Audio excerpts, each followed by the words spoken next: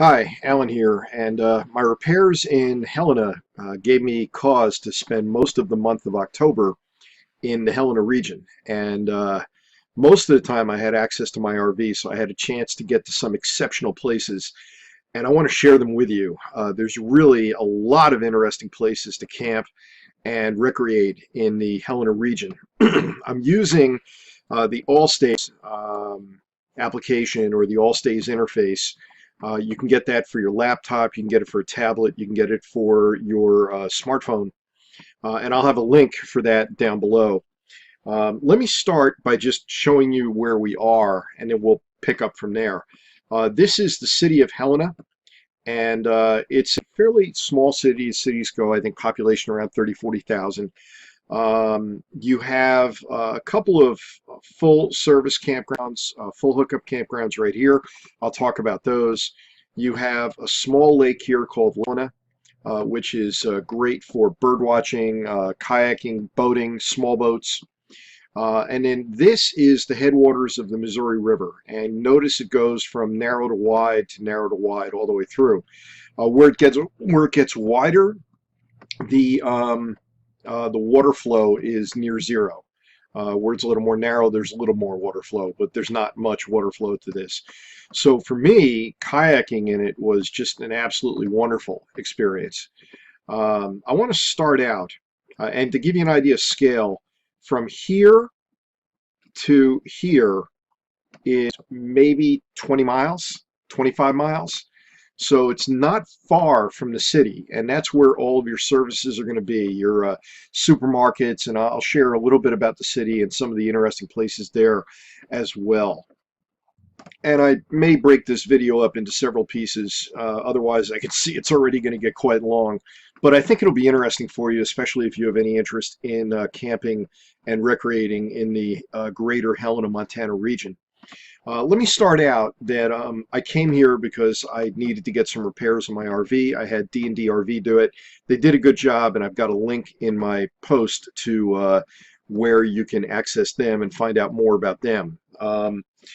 From where they are, my first travel was over through the back roads here, and the back roads here are fine until you get to this sharp curve here, and this goes across the dam.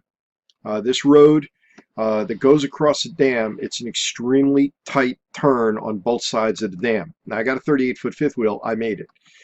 You have to be patient, you have to take your time, and you have to plan to use both lanes in making both turns onto the road across the dam and off the road across the dam. When you get across there, you're going to find this little point right here, and I'll click on it. It brings up details. This is the, again, Allstays interface showing this. Court Sheriff Campground. Now, the Court Sheriff Campground is a BLM campground, Bureau of Land Management, or actually Bureau of Reclamation, to be exact, campground.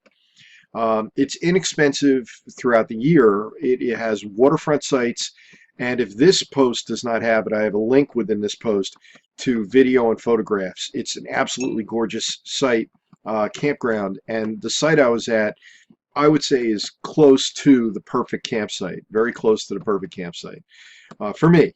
I like kayaking. I like being next to the water, and the water was a little down in this reservoir. They do have the ability to let water out of it, and I was there again in early October, so it would be higher in the summer, and if there was a better rainfall year, it would be higher yet.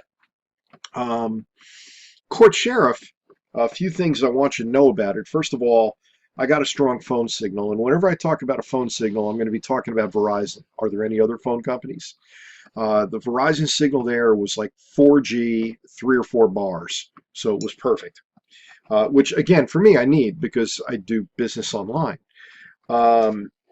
Beautiful campsite. They did not charge for it after about October 1st, so that's nice to know, too. Actually, I think I got there around the 28th or 29th September. They were already not charging.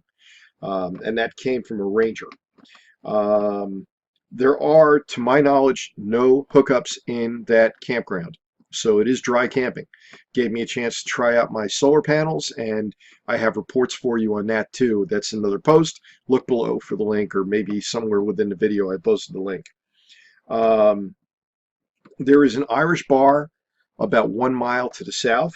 Also about 1 mile to the south is a full hookup campground called Kim's Marina.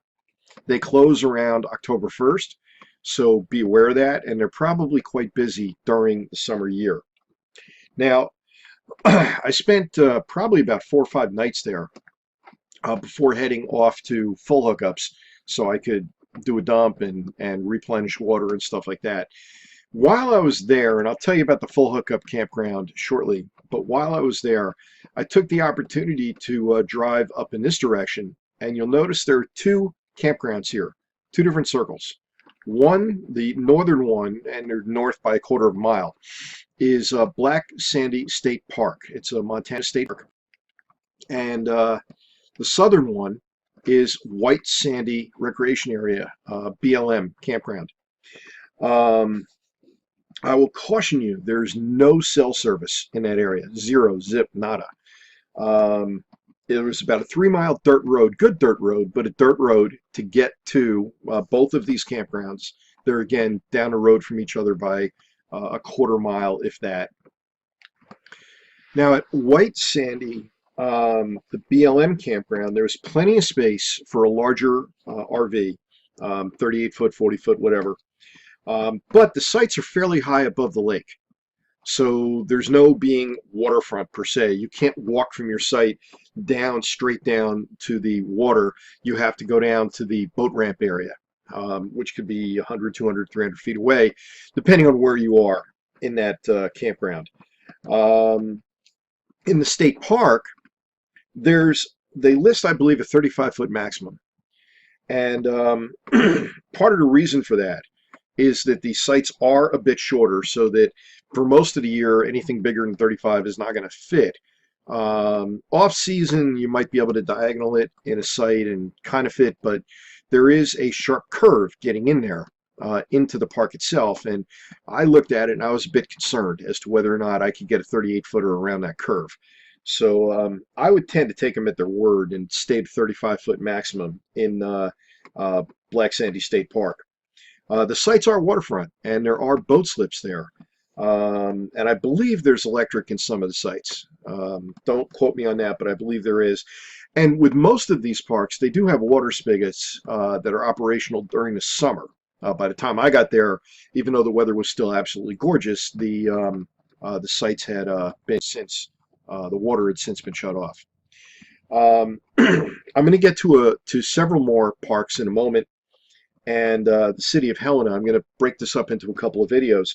I want to encourage you now or in the future to visit my other posts. I want you to make note that there is a new layout on my website, and this is rvacrossamerica.net.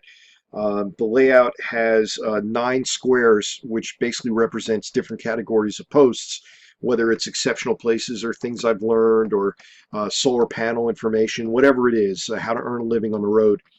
So there are 9 different panels. You scroll over it, click, and you can get right to that series of posts that are on that topic or on those topics. I also want to encourage you on my site to look for the information on heart health and arginine. This is a brief commercial. And I will tell you that I personally use the product. I've done extensive research on the product that I recommend. This is not a home-based business product. This is a real company that makes a real product, and I happen to be a distributor for them.